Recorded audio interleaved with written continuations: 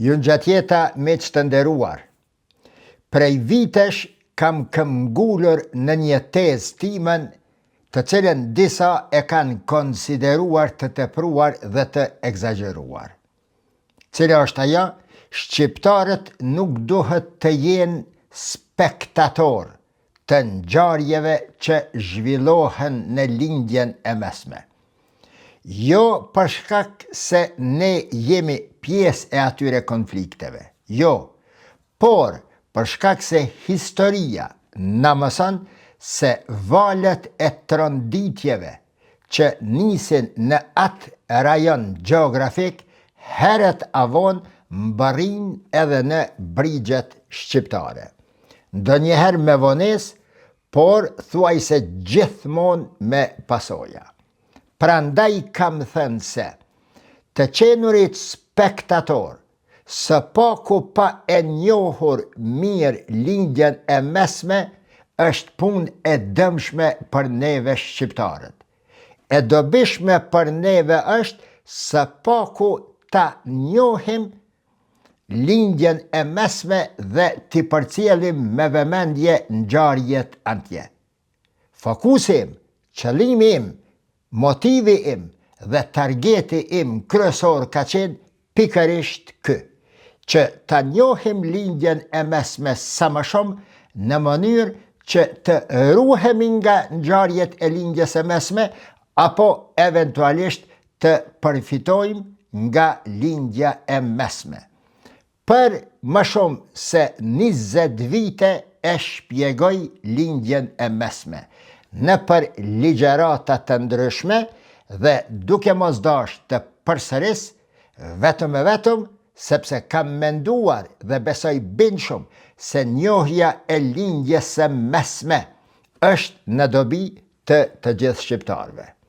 Nafta, miq, emigracioni, energjia, pastaj siguria, pastaj ekonomia globale, pastaj rivaliteti i fuqive të mëdha dhe madje edhe balancat politike në Ballkan ndikohen drejt për drejt nga ajo që ndodh ndërmjet Hormuzit, Suezit, Gazës, Teheranit, Ankaras, Tel Avivit dhe qendrave të tjera në lindjen e mesme. Nëse ka dikush sot, pas ngjarjeve të Iranit, të Hormuzit, të Gazës, të Siris, që mund të del të argumenton të kundërtën e asaj që unë për 20 vite e kam thënë dhe i kam dhejt në bisht duke javë shpjeguar shqiptarëve lindjen e mesme, le të del, le të argumenton të kundërtën, unë ma nuk merrem me lindjen e mesme. Një çështje tjetër të nderuar. Sot shumë analist dhe pseudo-analist flasin për një armpushim të mundshëm në lindjen e mesme. Të tjerë prognozojnë një luftë të re, ndërsa disa e shpallin edhe fundin e krizës. As njëna prej këtyre teorive nuk qëndron plotësisht. Lindja e mesme, miq, nuk mund të kuptohet përmes deklaratave të një ditje apo të një lëvizjeje të një fundjave cila qoftë ajo. Por, për ta kuptuar atë që po ndodh sot në lindjen e mesme, me patjetër do të kthehemi atje ku unë vazhdimisht kam folur rreth saj. Do të kthehemi në kohën e kaluar. Dhe atje, para perandorisë osmane, sidomos tek rënja e perandorisë osmane, më pastaj tek ndarja koloniale e rajonit, arsyet e ndaljes dhe aktorët dhe faktorët që e kanë ndalë lindjen e mesme ashtu. Do të ndalemi te ngritja e asaj që quhet Pax Britannica, më pastaj dominimi amerikan pas luftës së dytë botërore dhe natyrisht të njihen mirë transformimet e mëdha që po përjeton sot sistemin ndërkombëtar indikuar shumë, më së shumti pikërisht nga lindja e mesme. Pyetja miq që shtrohet këto, pra nuk ka thjesht nëse do të ketë luftë apo paqe midis Iranit dhe lindjes së mesme. Është pyetje e cektë. Apo tjetra, midis Iranit dhe Shteteve të Bashkuara të Amerikës. Pyetja, çështja, esenca kryesore, më e madhja është nëse në fakt po shembët rendi që e ka ndërtuar fillimisht e më pastaj e ka dominuar lindjen e mesme së paku për 8 dekadat e fundit. Dhe tjetra, apo lind një rend i ri në lidhje me lindjen e mesme, se rendi i ri ka lind dhe është në periudhën e fundit të marrjes së formatit, të cilin format një pjesë e njerëzve, jo që nuk po e njohin dhe nuk po e dëgjojnë, por as që po mujnë me e imagjinue.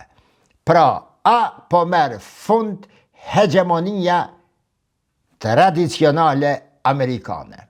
Në histori miq, periudhat më të rrezikshme, mbajini mend këtë, në histori, periudhat më të rrezikshme nuk janë ato kur një fuqi botnore e fiton luftën, betejën në një rajon gjeografik.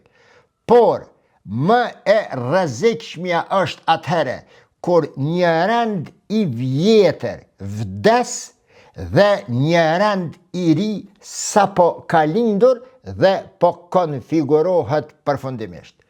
Ky rregull të cilin tani e lexova të historisë ka të bëjë dhe është shumë i rëndësishëm edhe për ne shqiptarët në Ballkan, jo vetëm për lindjen e mesme. Prandaj miq të dashur, në këtë analizë, këto sonte, në këtë video para juve, nuk do të ndalem vetëm në titujt e lajmeve të fundit rreth lindjes së mesme. Bile mund të them me plot gojë, si që keni vrejt edhe vetë, se në këto 2 javë, mos them 3 javë e fundit, fare pak jam marrë me Iranin. Për një arsye të thjeshtë, nuk ka asgjë të re. Ka lojra me fjalë midis Trump dhe administratës së Teheranit zyrtar, ka deklarata bombastike prej Netanyahut, ndonjë deklaratë e Turqisë, e liderëve arab, por asgjë e re nuk është duke ndodhur. Pardje, si shkrova në murin tim në Facebook, pati një sulm, bile një shkëmbim raketash midis Iranit dhe Izraelit, ku pas ndërhyrjes shumë të ashpër të SBA-ve, saktësisht të Donald Trump, Netanyahu nuk guxoi që ti shtyp butonet e raketave apo të aeroplanëve izraelit për ta bombarduar Iranin. Kërkesa e Trumpit parëmbrëm ka qitë në pa një gjë e cila deri parëmbrëm nuk është pa. Dikush e ka ditë, por nuk është pa nga të gjithë. Cila është ajo?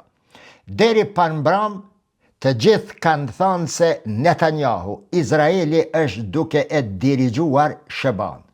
Parëmbrëm, apo e kundërta, se Shtetet e Bashkuara të Amerikës janë ata të cilët i mbajnë sustat, butonet në dorë dhe kur dojnë e aktivizojnë aeroplanin izraelit, tankat apo raketat izraelite dhe e përdorin Izraelin si mash të tyne për interesa amerikane dhe të lobeve hebreje në Shtetet e Bashkuara të Amerikës, duke sakrifikuar me popullin e pafajshëm hebrej, me popullin, jo me qeverin dhe administratën sioniste të Netanyahut, por duke sakrifikuar me popullin e pafajshëm hebrej, me popullin miskin të pafajshëm, viktim palestinez dhe duke sakrifikuar me shoqërit dhe popujt e tjerë të lindjes së mesme, për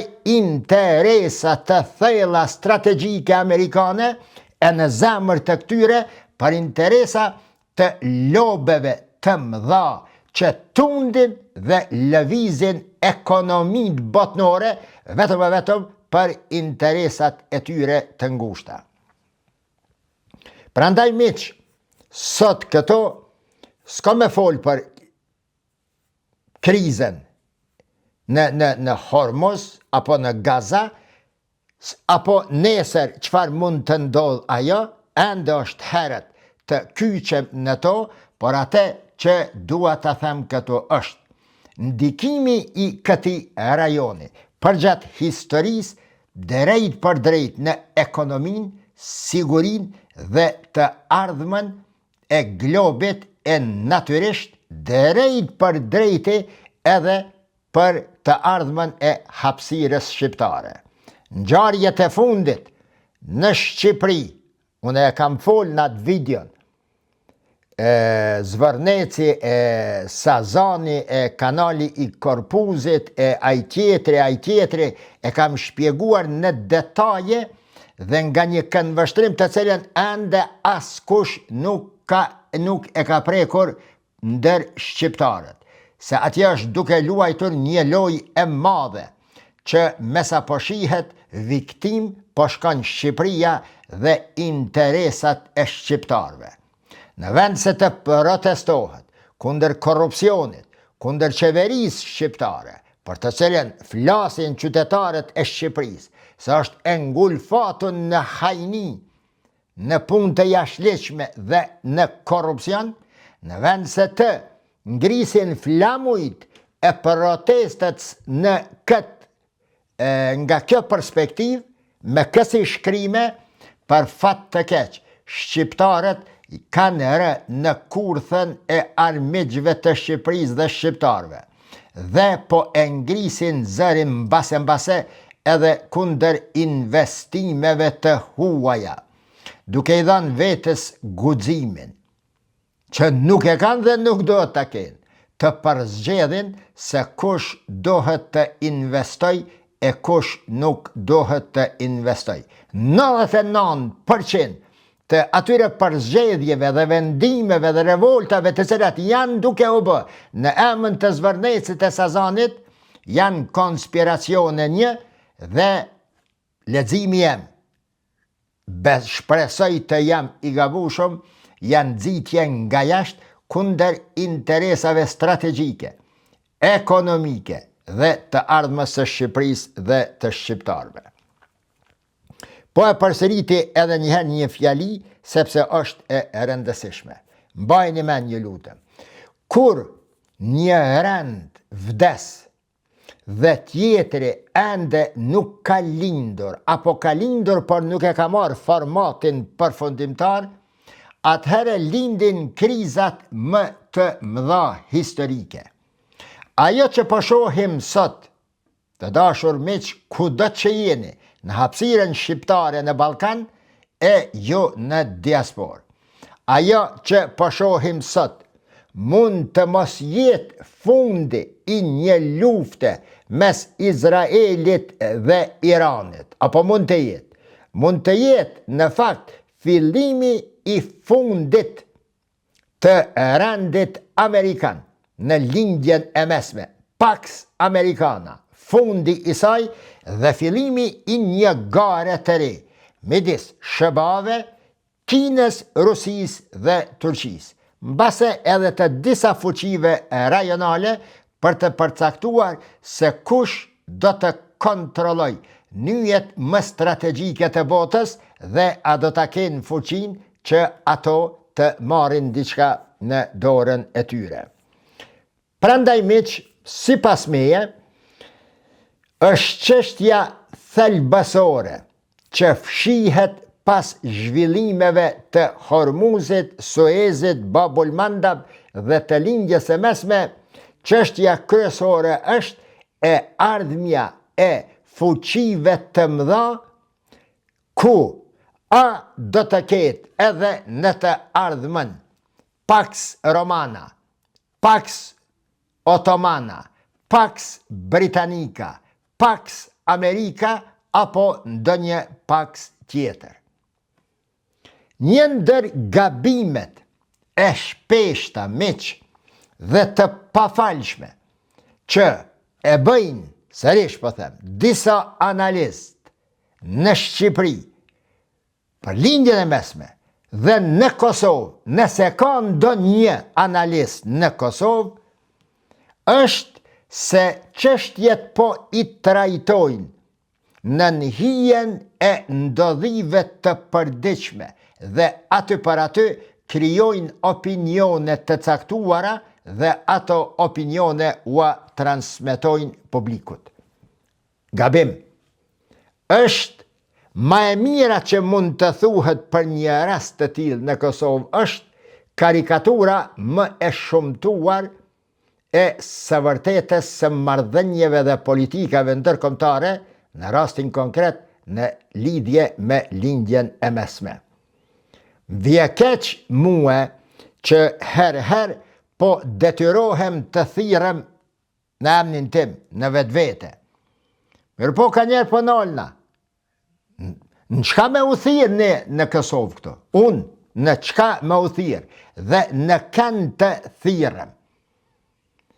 Gjithsesi, shikoni me vëmendje videot e kaluara të mijat në rrethlindjes së mesme dhe të politikave ndërkombëtare për të pa saktësisht në mënyrë ligjëratash të shpjeguara ngjarjet që kanë ndodhur atje. Lexoni artikujt e mi të botuara në për media shqiptare dhe gjeni edhe artikujt dhe analizat e mia të botuara herë në për periodik shkencor jashtë hemisferës shqiptare. Miq të dashur, ngjarjet në lindjen e mesme, që ta dini, sikur një edhe një bojnë dy, sikur Allahu që është një, ngjarjet atje janë shumë imune nga shpjegimet e ndodhive ditore. Ato dalin të mangëta gjithmonë, shumë herë të gabushme e herë të dëmshme për shqiptarët në relacion me njohjen e lindjes së mesme.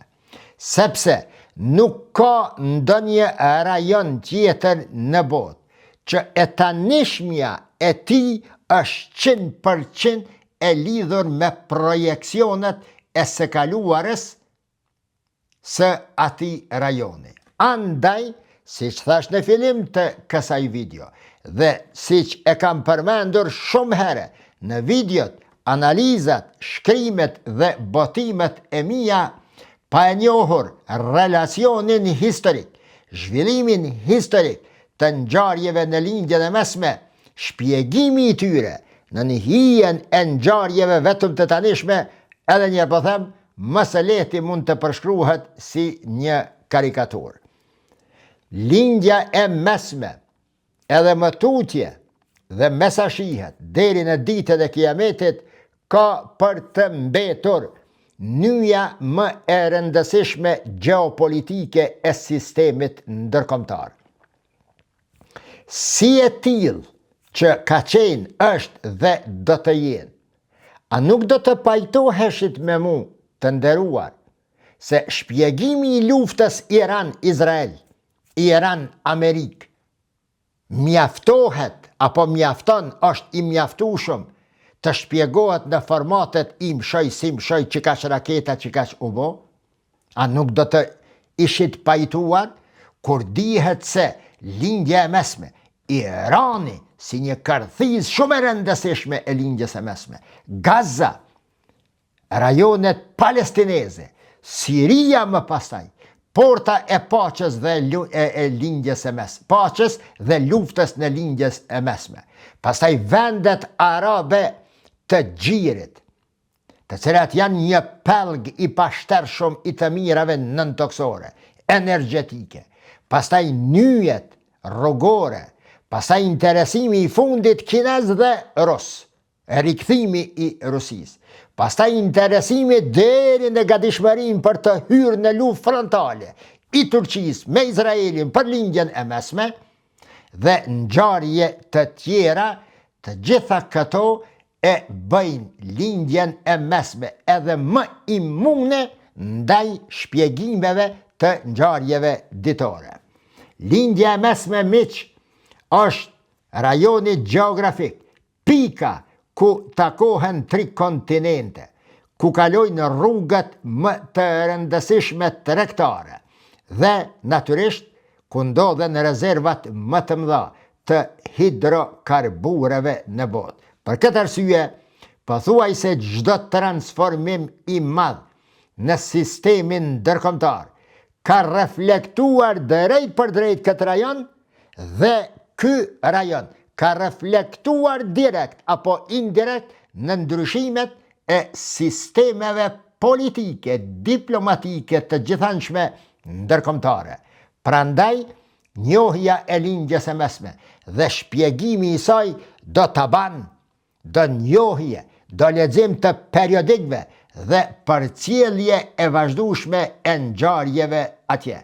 Dhe jo vetëm duke e pa një shkrim diku, të përkthyer në mënyrën më të shëmtuar siç ndodh shpesh tek ne shqiptarët dhe potohen nëpër portalet tona, apo duke u bazuar në ndonjë pseudo-analist të ne me video që dalin në Facebook dhe përshkruajnë gjendjen atje Izraelin e Iranin e Arabinë Saudite me termet më të pavërteta e më karikature të mundshme. Shumica e analizave për lindjen e mesme vuajnë nga një problem themelor. Ato analiza përpiqen ta shpjegojnë zhvillimin aktual në bazë të asaj që ndodh për çdo ditë, duke haruar edhe një moment tjetër se konfliktet dhe aleancat e sotme janë procese historike që janë ndërtuar gjatë shekujve në botë e në lindjen e mesme në veçanti.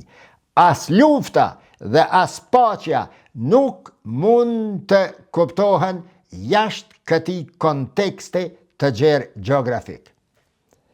Pyetjet apo pyetja kryesore për ta kuptuar çështjen që këto ka nevojë të shtrohet sot është nëse do të ketë një marrëveshje midis Teheranit dhe Iranit dhe Izraelit. Jo, por pyetja tjetër është çfarë do të ndodh me SHBA-n tani e tutje, kur SHBA-ja është duke u ballafaquar me presionin më të madh në 140 vjetët e fundit si raporte SHBA lindje të mesme.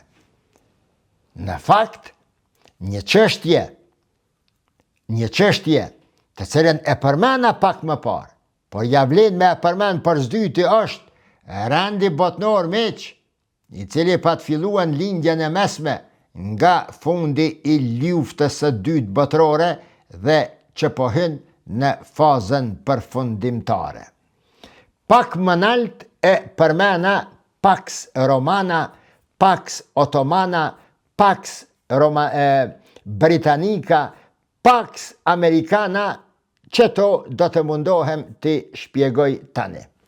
Çfarë don të thot Pax Ottomana? Për ta kuptuar realitetin e tanishëm të lindjes së mesme. Miq, Pax, nëse e këshirni në fjalor, don të thot paqe.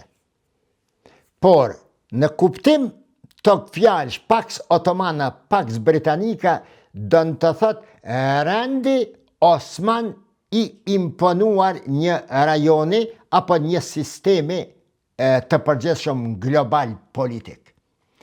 Pax Romana, për afër 5 shekuj, miq, pjesa më e madhe e lindjes së mesme është administruar nga Perandoria Osmane.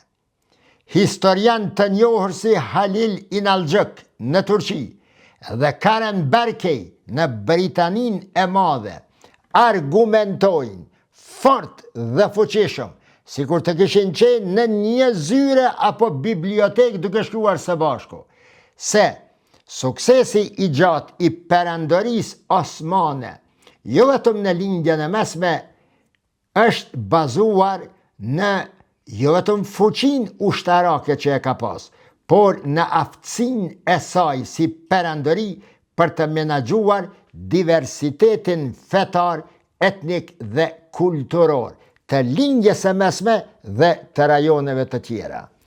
Duke u bazuar në këtë teorinë e Halil Inalcikit dhe Karen Berkey, unë edhe më parë, pasi i kam lexuar, kam thënë se rajoni i Ballkanit, që nga koha e pas rënjes së mbretërisë ilire, vetëm përgjatë perandorisë osmane ka mujt me qenë i qetë aq sa ka qenë i qetë.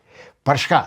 Sepse Pax Ottomana, perandoria rendi shoqëror dhe politik i perandorisë osmane e ka menaxhuar shumë mirë, në mënyrë shembullore, diversitetin fetar, etnik dhe kulturor të Ballkanit, e ne sot temën e kemi për lindje dhe mesme, pra edhe të lindjes së mesme.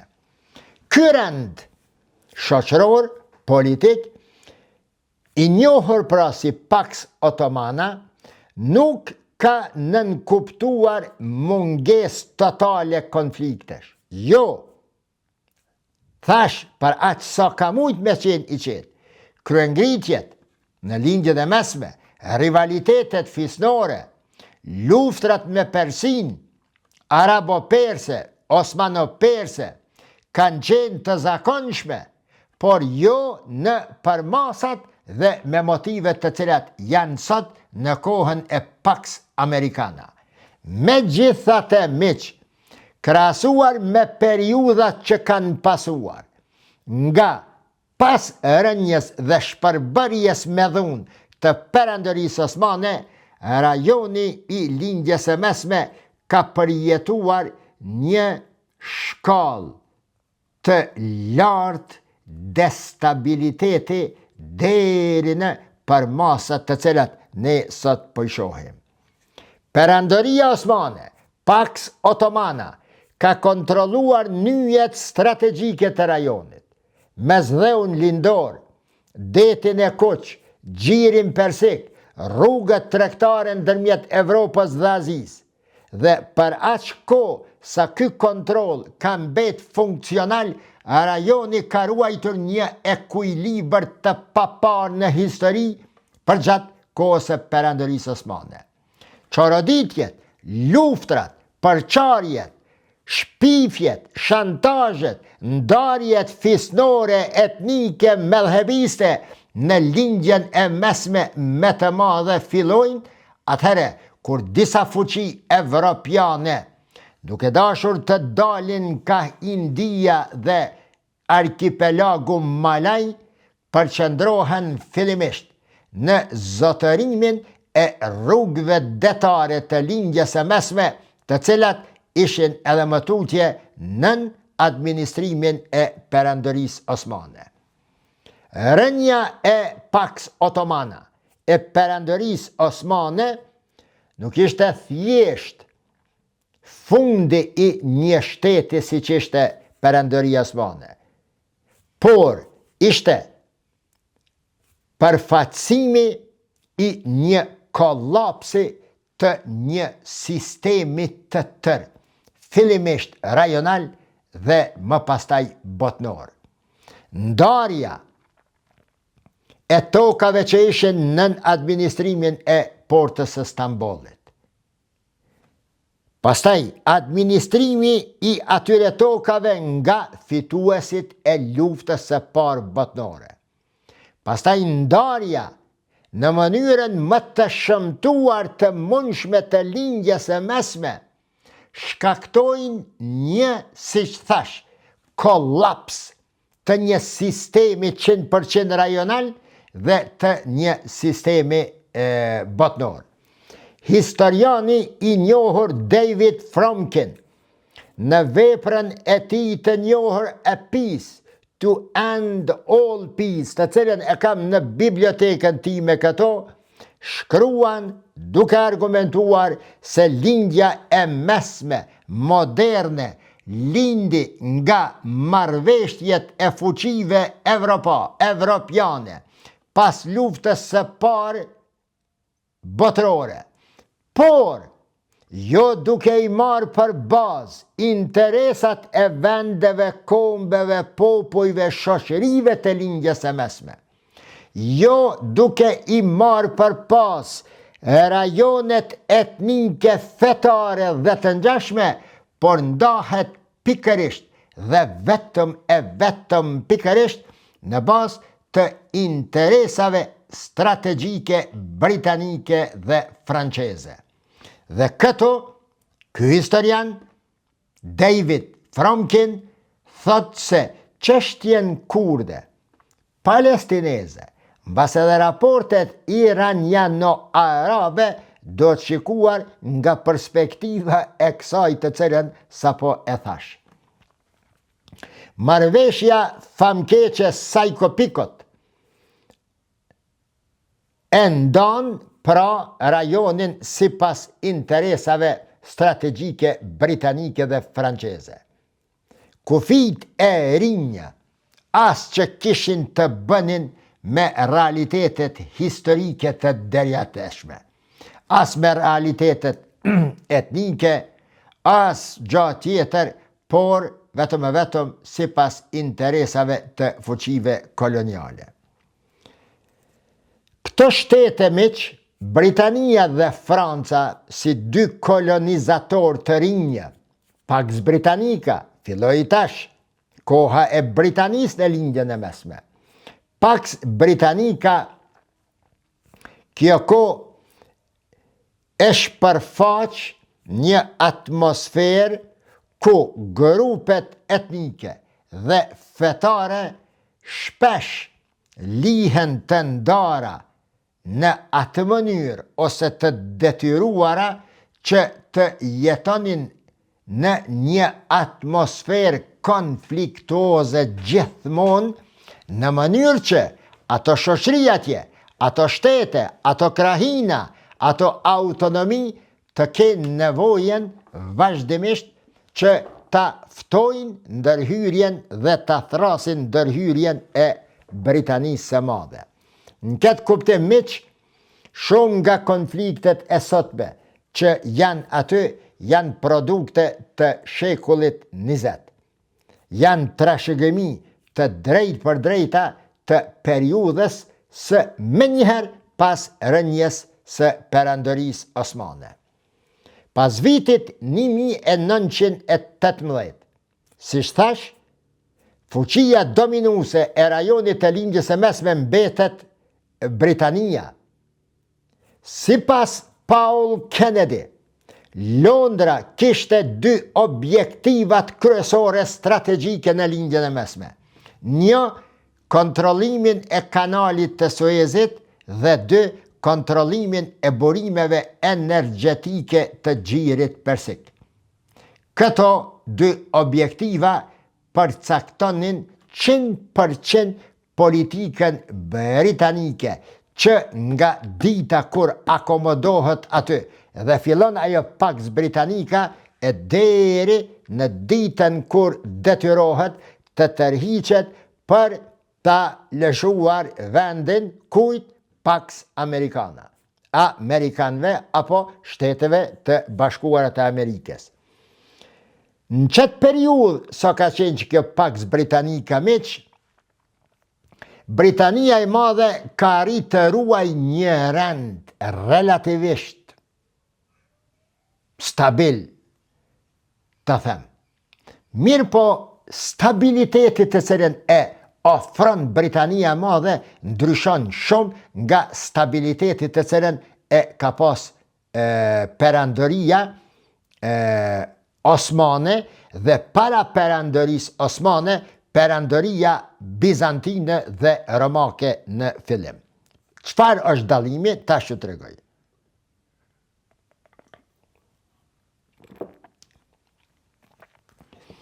Qëtë rend relativisht stabil për të cilin po them. Nuk e bën Britania sepse kishte eliminuar konfliktet e atëhershme, apo se dënte një qetësi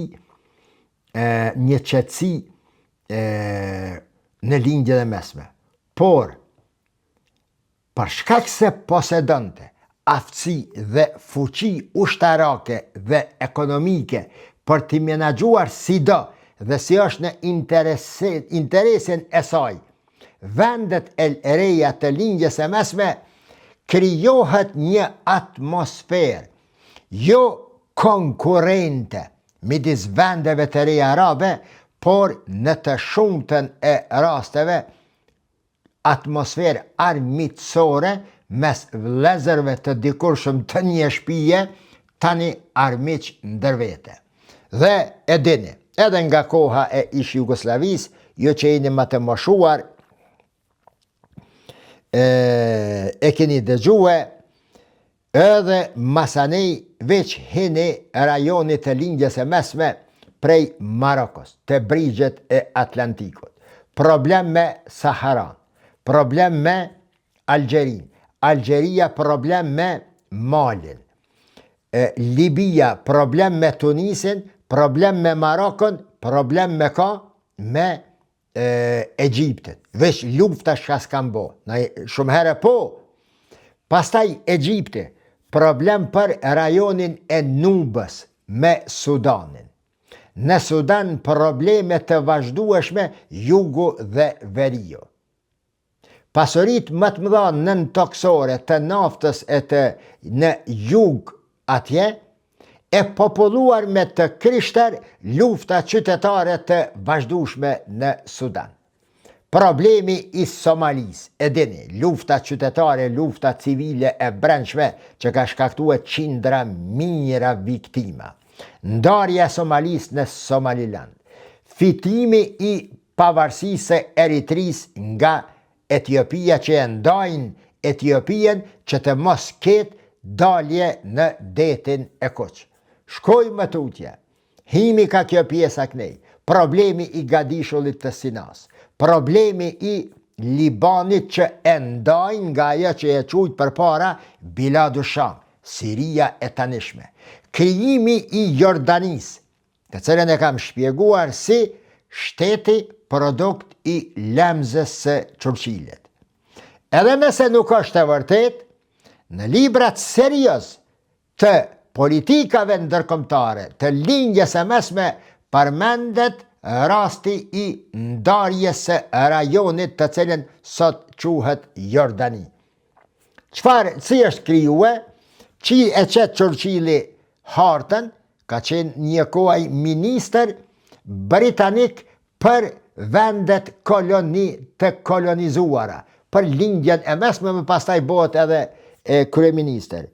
Dhe kur ja nisin me laps me i da rajonet e lindjes së mesme, sa kaq, me që ka qenë në të shumtën e kohës i dehur, e rok lemza nga dehja dhe i shkon lapsi si ma larg kështu, kur vjet e Jordania, edhe e bën, kur e shehni hartën e Jordanis, e shehni se është këndej kështu e ngjitën me Arabin Saudite, me Akaba knej, me Izraelin kënej ka deti i zi, dërsa një pjesë manalt e ka të shtime si thellë që atje, një farësit trekanshi i deformum karikatur.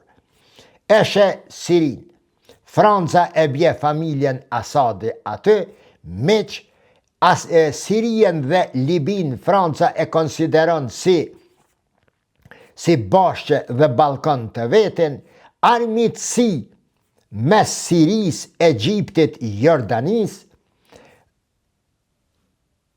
Pas këti Gjemal Abdel Nasserit, flamurin e nacionalizmit arab e merr Asadi, pastaj konflikt midis Asadit dhe Irakut, për shkak se Saddami tash po do hise në botën arabe, partia e tij dhe ai që të jetë liderin nacionalist, në një gjendje të këtil, konfliktoze vazhdimisht, shoqërit e këtyre vendeve, duke mos pas mundësi ose duke mos arrit aspiratat e tyre në regjime të ardhura nga zarfi, të korruptuara, me qindra miliarda dollar, jo, po me triliona dollar të këtyre shoqërive, të vjedhura dhe plaçkitura nga liderët e këtyre vendeve, shkojnë në Francë, në Zvicër, në Britani, në Amerikë dhe popojt e tyre i lanë ashtu siç edhe jo i dini. Iraku problem me këtë Kuvajtin, Kuvajti problem me Arabin Saudite, Omanit jalon një pjesë nalë që atje 1.000 kilometra largë në veri të Emirateve të Bashkuara Arabe, Omani mbetet ka vend problematik. Pastaj Jemenin e ndajnë në dy pjesë, Jemeni socialist dhe Jemeni kapitalist. Pastaj bashkimi i Jemenit dhe të gjitha këto vende në armiqësi të thelluar ditë e më shumë me Iranin dhe vendet arabe të pasura me naftë. Arabia Saudite, aleati kryesor i Shteteve të Bashkuara të Amerikës dhe masha kryesore e lobeve hebreje të interesave të mëdha gjigante ekonomike në SBA, fillon presionin e vet, dominancën e vet, mbase dikura edhe kulturore medhebiste, vehabiste mbi vendet e tjera të gjirit arabik. Vendet arabe të pasura me naftë të gjirit si Emiratet, Kuvajti, Katari, Bahrejni dhe Omani. Armiqësi kjo që shkon deri aty sa një ditë e bojkotojnë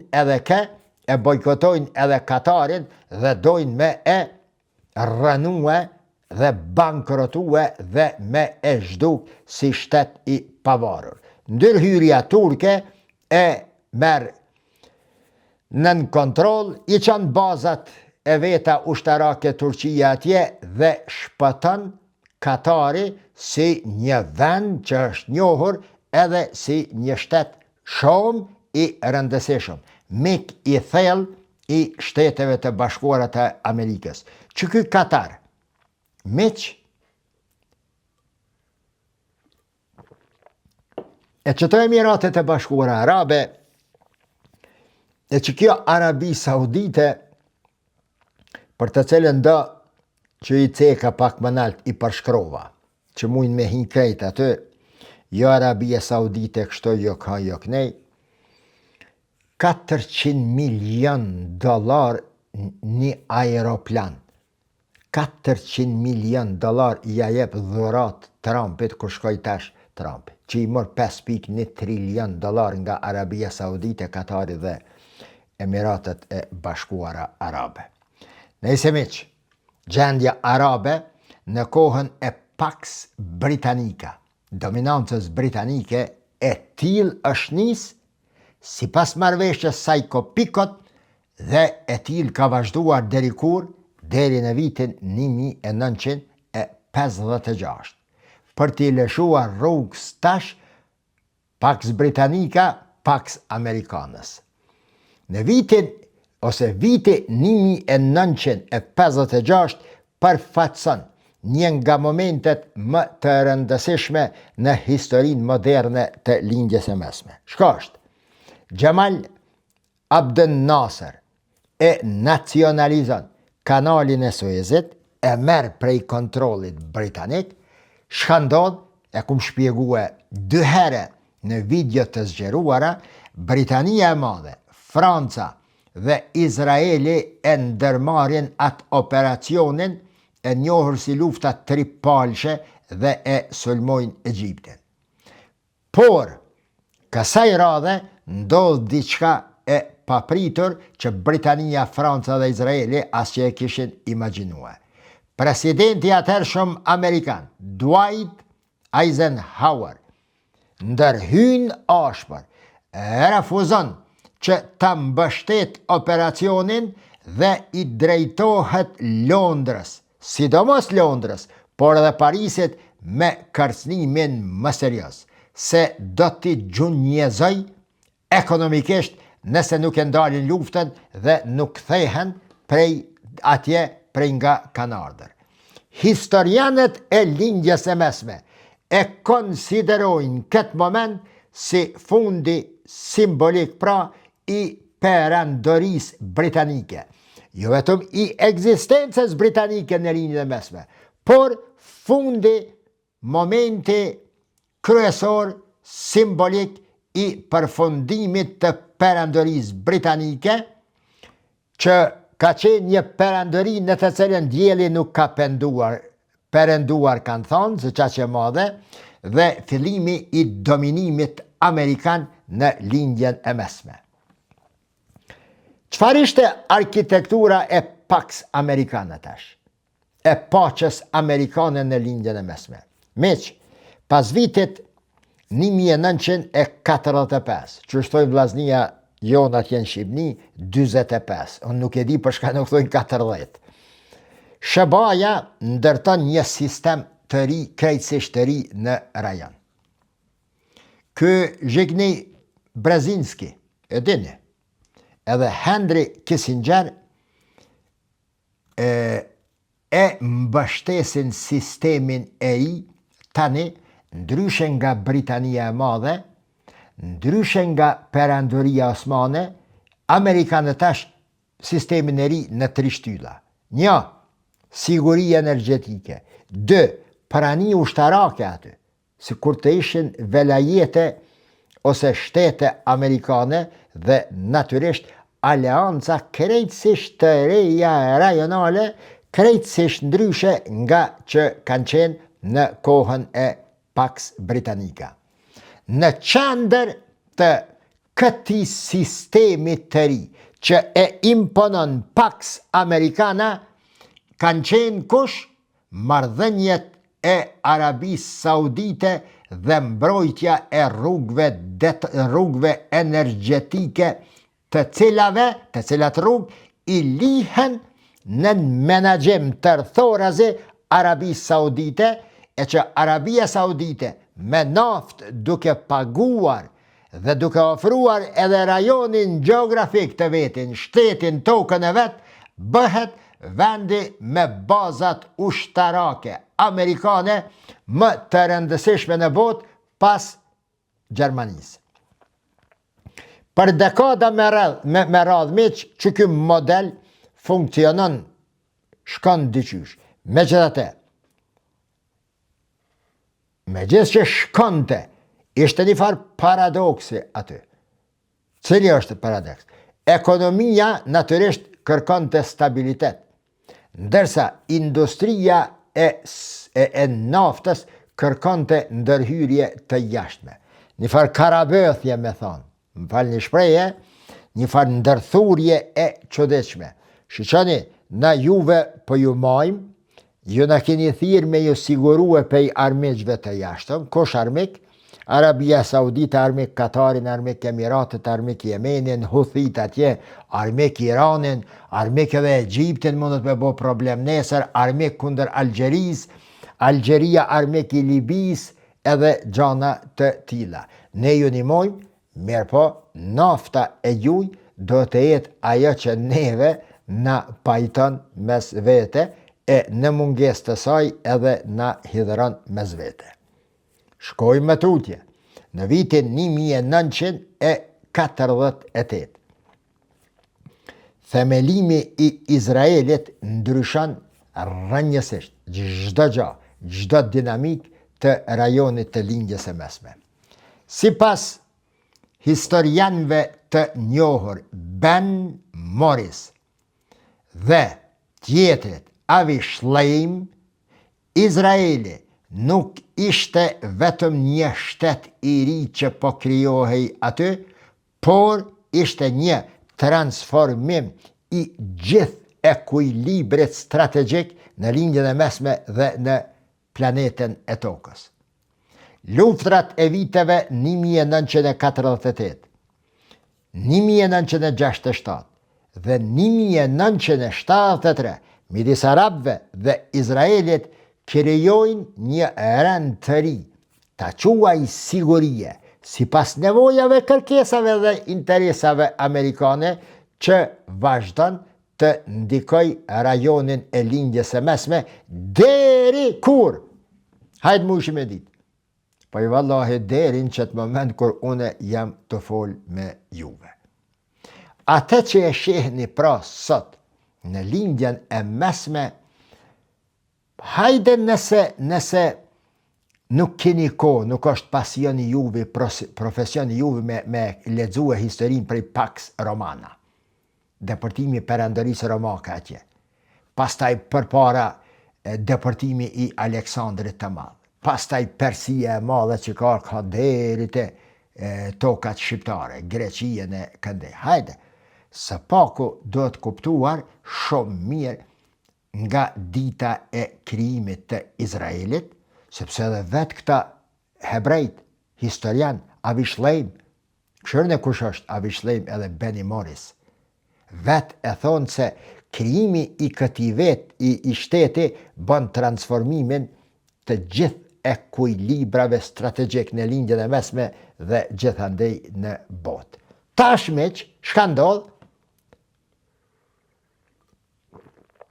Me Arabinë Saudite thashë krytë punën pak përpara. Jo Katari, jo Kuvaiti, jo do fërqësi ministete, Allah i rujt, me Arabinë Saudite e krytën. Ja dhanë në 32 qkafën pavarësin, e bënë një shtet, Arabia Saudite u bo, familja El Saud, kome qenë ambasadorët e SBA-ve të Izraelit, të Britanisë dhe të Francës.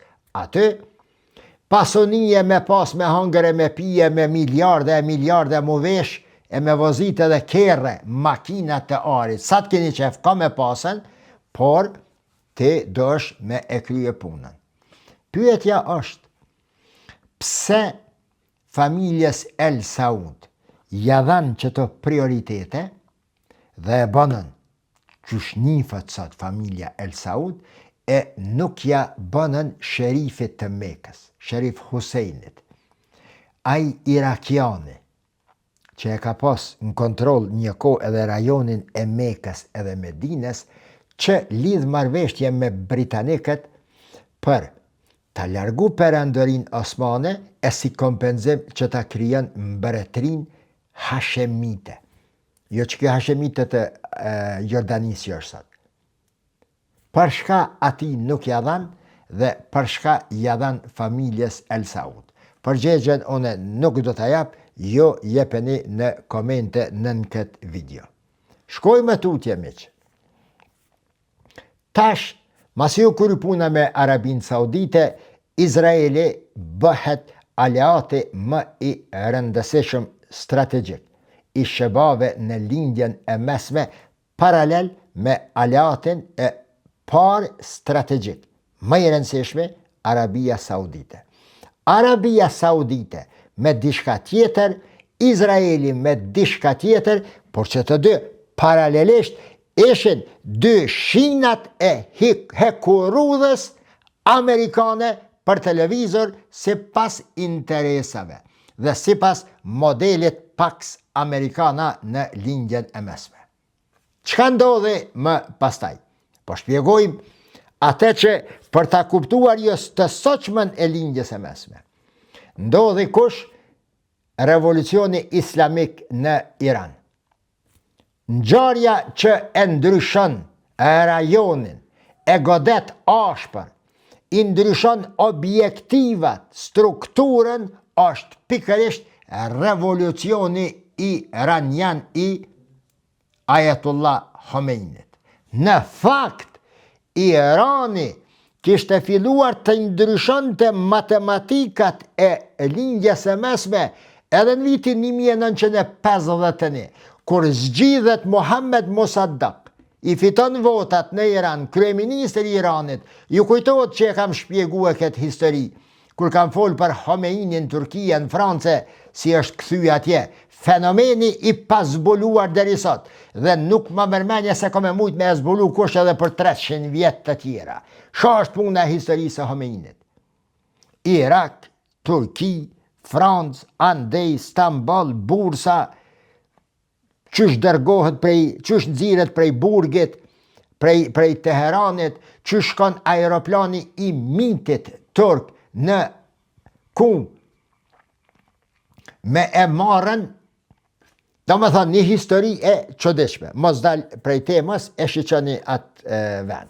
Thjesht, revolucioni iranian është sfida kryesore, jo vetëm për alatet e Shebas, por edhe vetë për arkitekturën dhe strukturën e asaj që po e quajone Pax Americana.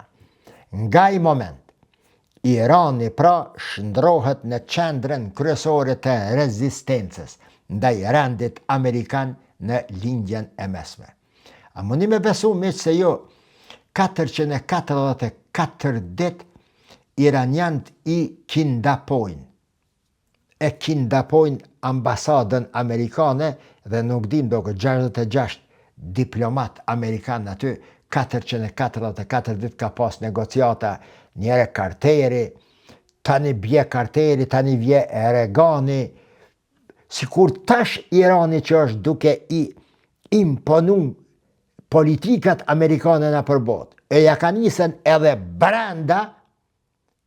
brenda njëjtë kështu në kohën e ardhjes së Ayatollah Homeinit me ata me fenomenin apo me ngjarjen e pengjeve amerikane. Pas luftës së ftohtë, rivalitetet ideologjikisht e humbin ma rëndësinë e tyre në lindjen e mesme dhe në vend të këtyre rivaliteteve ideologjike, budallakishte midis vëllezërve arab, presidentëve arab, fillojnë çka? Koha e rivaliteteve fetare, të konflikteve sektare dhe të narrativave civilizuese se a dohet të vije islami politik, si një frymë e cila mund t'i shpëtoj kombet amerikane nga Pax kjo, apo do të vazhdohet me narrativa perëndimore, që vendet arabe ti udhëheqin njerëzit e shkolluar në vendet perëndimore. Pas luftës së ftohtë, këto monument, e njëjta përmbajtje në esencë në fakt, e njëjta filozofia e menaxhimit dhe përçarjes së lindjes së mesme, lindin çështjet, fuqizohen në fakt identitetet fetare, konfliktet sektare dhe narrativat civilizuese. Meq, se dia e keni dit, e kam përmend një herë, unë, Mustafa Bajrami, jam autori i parë shqiptar që e bën një studim serioz në lidhje me islamin politik. Historikisht, çka është islami politik, si a ka tek shqiptarët islam politik, si lind në tokat arabe, a ka qeni mirë, a ka qeni keq, kush qëndron pas, e kam bë një ndër studimet më të mira që i kam bë ndonjëherë, me përveç edhe çështjes ose dosja kurde, dosja Jerusalemit dhe çajo seria e studimeve të botuara në për revista të ndryshme. Meq, nëse e lexon Samuel Huntingtonin, të përplasja e shtërimeve, edhe pse teoria e tij është kritiku shumë, megjithatë, përplasja e shtërimeve ndihmon shumë për me e kuptue pse konfliktet e reja shpesh marrin dimensione identitare dhe fetare. Islami politik meq në lindjen e mesme lind si rezultat i paaftësisë të elitave politike të vendeve arabe për me i zgjidh problemet e tyre sociale, ekonomike, etnike, fetare, pas dështimit të politikave të akomoduara në lindjen e mesme, lind fryma e që tyne njerëzve të cilët më pastaj i quajnë si lëvizje e islamit politik. Çfarë kanë qenë që të lëvizje? Kanë qenë sufiste, kanë qenë sunnite, kanë qenë shiite, por që për substrat të vetin politik e marrin idenë e Muhammedit alayhi salatu vesselam, idenë politike të Muhammedit alayhi salatu vesselam për menaxhimin edhe të problemeve sociale dhe politike. Gjithsesi, Hormuzi, Babul Mandab, Hormuzi, Babul Mandab, geografia e lindjes së mesme në përgjithësi, sot kontrollohen apo konsiderohen kërcënim ndaj koridoreve, ngjarjeve të botës e natyrisht ato koridore, ato ngjarje, ato Babul Mandab, ato Hormuze, ato geografia do të lezohen dhe mësohen mirë, parandjehen dhe paralezohen mirë, dhe të shpjegohen mirë tek shqiptarët, nga shqiptarët, për shqiptarët. Sepse, si që thash në hyrje të kësaj video, ngjarje të cilat ndodhin në lindjen e mesme mund të vonojnë, por me patjetër do të prekin edhe interesat në hapësirën shqiptare. Jeni dëshmitar edhe vetë të asaj që e kam thënë për 20 vjet, se sa ka prek gjeografin shqiptare, gjepin e çdo shqiptari, qoftë edhe vetëm një rajon i vetëm, një gryk e vetme, dhe ajo është ngushtica e Hormuzit. E sa do të prekte dhe do të ndikonte, po të ndezej në përmasat e luftës kundër Iranit edhe rajonet të tjera në lindjen e mesme. Prandaj porosi, mësojeni, dëgjojeni ligjëratat e mia këto fillimisht dhe nëse doni edhe më shumë se kaq, ato që ndodhin në lindjen e mesme. Jo vetëm në lindjen e mesme, njohja e politikave ndërkombëtare, e marrëdhënieve ndërkombëtare, e konflikteve ndërkombëtare ndihmon shumë në zgjidhjen e konflikteve dhe problemeve eventuale edhe në gjeografin shqiptare. Pa i njohur që të konstelacione nuk mund të njohin në asnjë mënyrë, përkundrazi do të spekulojnë edhe më shumë për çështjen e Sazanit dhe problemin e Zvërnecit. Natën e mirë.